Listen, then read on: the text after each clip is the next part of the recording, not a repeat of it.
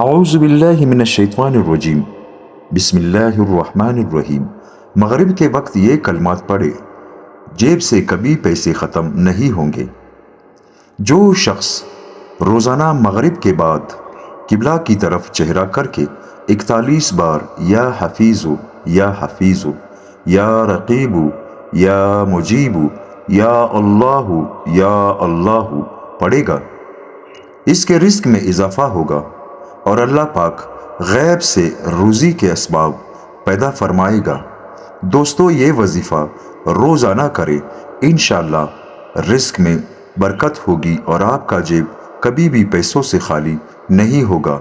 सबसे पहला शर्त यकीन है और तवक्कुल है। अगर यकीन ना हो तो फिर कोई भी वजीफ़ा काम नहीं करता। सबसे पहले अल्लाह पर यकीन होना चाहिए कि अल्लाह पाक सब कुछ करने वाला है।